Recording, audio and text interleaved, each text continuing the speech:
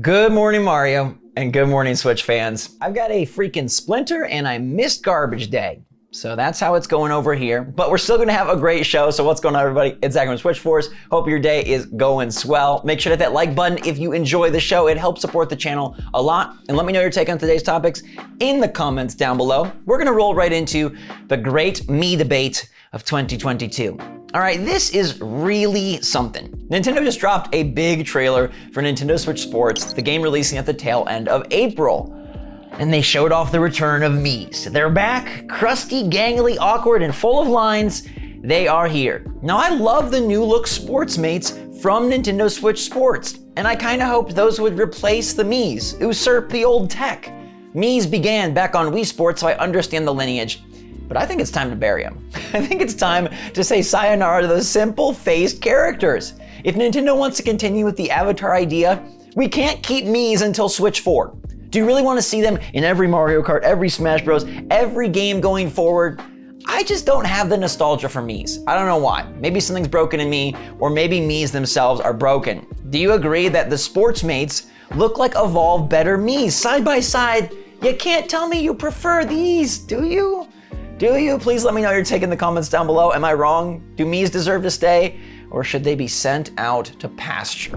Nintendo Switch Sports is all about that multiplayer action, so maybe you'd like to add a controller to your lineup. My friends at PDP make a phenomenal one with feel-good sticks, nice triggers, customizable buttons, and you can even swap out the faceplates to change up your style. This controller can be yours for $25 using my coupon code in the description down below. So make sure to click the link. It helps support the channel every time you do, and they even have wireless controllers if that's more up your alley. Now our guy Kirby, he has been sent out for success, seeing the best Kirby launch ever in Japan, selling nearly 400,000 copies physically in Japan already. That doesn't include digital, and that doesn't include anywhere else. This is gonna be a multi-million seller, and it's about 1.5 times the second best opening, which was Kirby Superstar Ultra, and nearly double Kirby Star Allies, which dropped 223,000 copies back when it released. So Kirby is doing great, sucking up sales, and deservedly so. Yes, for Kirby, if you've missed it or skipped it because you think it's too simple, this is a Mario game in pink clothing. It deserves your play. Speaking of play, kids deserve working Joy-Cons, don't they? We know that Joy-Con drift has been a debacle for a very long time, and for years there have been lawsuits trying to target Nintendo and their faulty controllers. Well, now kids are getting in on it, suing Nintendo over Joy-Con drift. Apparently, the mothers in this case were not allowed to continue in pursuit of their lawsuit, and so their kids are doing it instead. But Nintendo's lawyers argue that kids can't sue. Can they?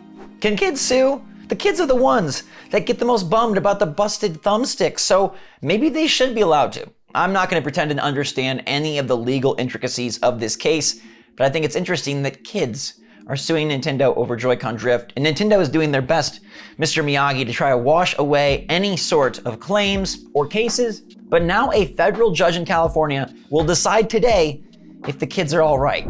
I was right about a new Nintendo Switch Online update dropping yesterday evening, and Nintendo added 3 more games to their classic games catalog, which should be a really good thing. But the games they added were Mappy Land, Dig Dug 2, and Earthworm Jim 2. Now Nintendo, on a week where Sony unveiled their subscription service and where you had to delay Breath of the Wild 2, you'd think you'd be looking for a win. So a Nintendo Switch Online update is a smart move. Super Mario RPG, Mega Man, bring something big.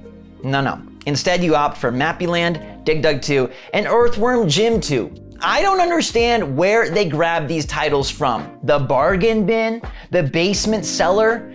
Dig Dug 2? Mappy Land? I watched some gameplay of Mappy Land, and I still don't understand the point.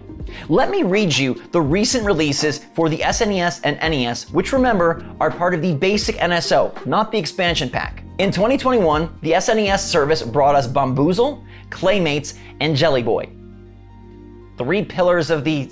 Gosh, these games, what are they? On the NES side of things, we got Scat, Nightshade, Ninja Jajumaru-kun, and now Dig Dug 2 and Mappy Land. I will tell you that they brought in special edition versions of Super Punch-Out and Super Mario World, which unlock the content, bring you to the end of the game, and it's kind of a cool, nice twist. But in terms of new things, These games are lame. I'm sorry, but Nintendo, you gotta do better. And if you can't, then you need to move on, forward. I assume that licensing is very difficult for games from this era. A title like Uniracers is probably impossible to get. And Mega Man clearly is kept in Capcom's collection so they can release them in paid collections. But why isn't Nintendo bringing every first-party game they have? They've already released the SNES Classic, the NES Classic. They're not saving anything for a rainy day. This is the rainy day. You just delayed your biggest game, maybe ever, and you decide to put out Mappy Land. I just don't get it, because the Virtual Console should be a special celebration of the past, and instead it just feels like a smorgasbord of randomness that makes no rhyme or reason. It's very cool to see Nintendo go back to the NES and SNES after not having anything for a while. We did get Earthbound, which kudos, and honestly, I kinda liked Earthworm Jim too. But after not seeing a major drop since last July, you'd think they'd make this a more monumental moment. And again, if they can't, move on to the next. That would be Game Boy and Game Boy Advance. Heck, I'm not gonna say you can't go to GameCube. You wanna go to GameCube? I'm all smiles. But you can't do this. Nintendo, you cannot put out these crappy games that nobody cares about and act like it's improving your service. You've taken steps forward, so do not take steps back. For every Majora's Mask that releases and the regular consistency of the N64 lineup, you do a Dig Dug 2. And it's not even that Dig Dug 2 is some horrid game, it's just like nobody is subscribing to Nintendo Switch Online for Dig Dug 2. I guarantee if you put Super Mario RPG on there, you'd have some new subscribers. I guarantee if you move to Game Boy Advance, you'd have some new subscribers. So it only makes better business sense to build this service in a smart way. I will acknowledge that most of the best Nintendo games from these eras are already online. You've got your Super Marios, you've got your Donkey Kongs, you've got your Metroids, they're all there. So if you don't have more stuff, then you need to get creative. Either move to a new console or give us something original. Tetris 99 was a hit, and I guarantee you fans would be far happier with an original idea added to Nintendo Switch Online than Mappy Land and Dig Dug 2. And I know it's not apples to apples, but you see Game Pass adding stuff like Tunic and Guardians of the Galaxy, and we get Dig Dug and Mappy Land, and it just feels like we're in a different dimension. I guess Doctor Strange has separated Nintendo and Microsoft, put them in separate places, and they're operating on their own ideology completely individually, because there's no way that the greatness of Tunic and the surprise under the radar hit of Guardians of the Galaxy compare to these titles. And I'm not saying Nintendo should all of a sudden start dropping their first party hits for free. It's not how they're set up. But you have to read the room, and you have to see the situation, and you have to make smarter, better, stronger choices for your paying customers than the lineup that they delivered here on the NES and SNES apps. We are now conditioned to not care at all when Nintendo announces these sort of things. Our hopes have been shot, and the likelihood that it's a Mario RPG finally seems so far away it might be impossible. They were building good with the N64, and they did a nice Genesis drop. They've added the expansion pack, but it's like 2 steps forward and 2 steps back sometimes with these guys, and I want to see this change. Don't do any more unless you're gonna bring the ones players want. Don't do any more NES, SNES if you feel like you can't make it happen. Move to the next system. Show the fan base that you know what good games are, wanted games are, quality titles are, and most importantly, valuable additions to your paid service. We're paying for this. It's not a favor. We're paying for this. It's not charity. We're paying for this. It means something. Deliver us better stuff. Whew. Let me know what you think in the comments down below, because that one just, it set me off a little bit. I saw it, I was pumped, and I was like, oh my gosh. How?